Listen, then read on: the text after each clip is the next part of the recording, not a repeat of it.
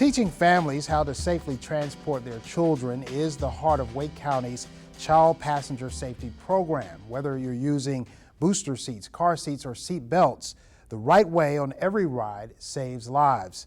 With me to talk about this unique program is Suzanne Ladoyan, who is part of the Childhood Injury Prevention Program that provides parents and caregivers the help they need. Thank you so much for being here, Suzanne. Thank you for having me. First, can you talk a little bit about what you and your colleagues do to try to spread the message about saving lives with the use of seat belts and child seats? Yes, thank you for having me. Our program is called Love Us and Buckle Us, and we developed that about 11 years ago at the Public Health Center in our maternal and women's health program. And we have nurses and social workers and outreach workers that work with families, and they were noticing that most of their families weren't using their child restraints properly, if at all.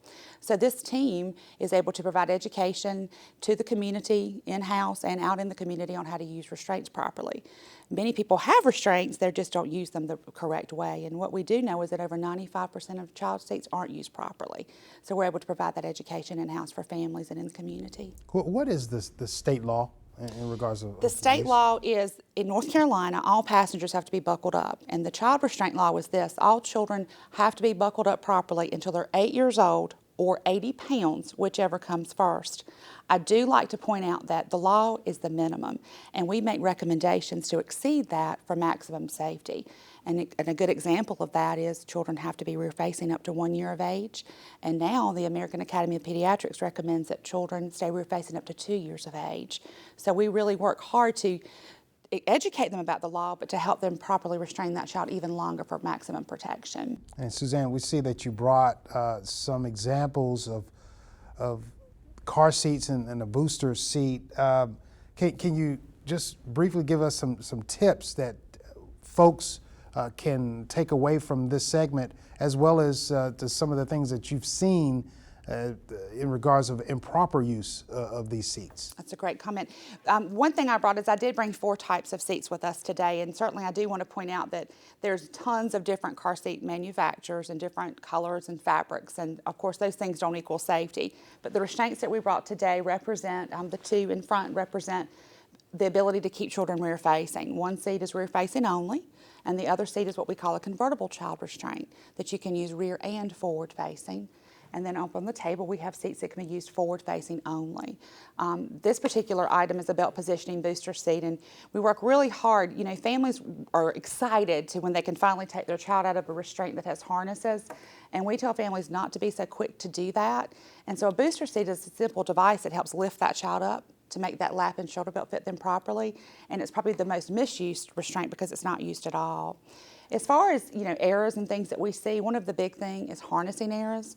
And the harnesses on the child restraints are the straps that actually keep that child installed in the seat.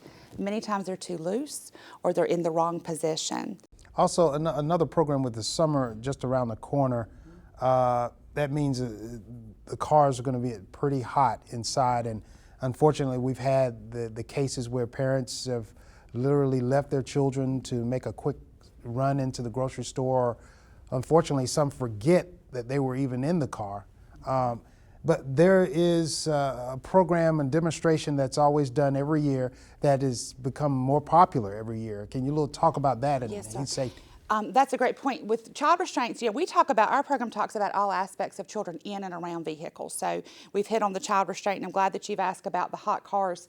We have some dangerous situations that do happen where children, as you have said, have been left accidentally or not sure. We live in a very fast-paced society. People sometimes do forget. Every year at the Public Health Center, we've been able to partner with our state partner, the State Safe Kids Office, and they developed a program called S'more Dangerous Than You Think, which is literally where we actually cook s'mores inside a vehicle that's provided to us by a local dealership. And we're able to demonstrate to parents how quickly the internal temperature in a vehicle can raise.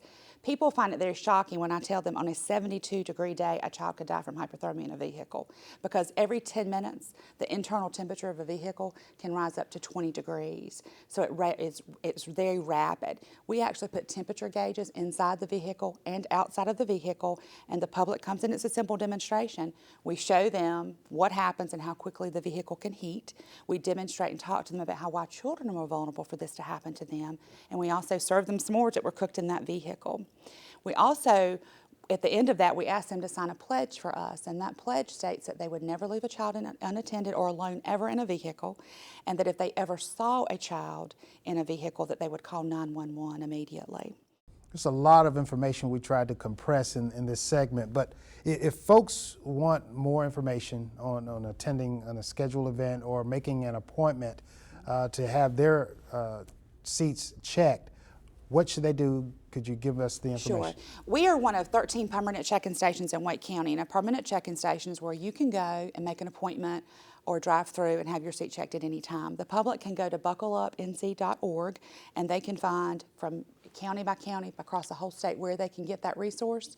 Here locally in Wake County, they can call our number, which is 919-250-3989, and make an appointment and Monday through Friday, and we'll do that for them anytime. We're happy to do that. Suzanne, thank you so much for sharing with us some important information to make sure that the kids are safe as we move on into the summer months. Thank you for having me.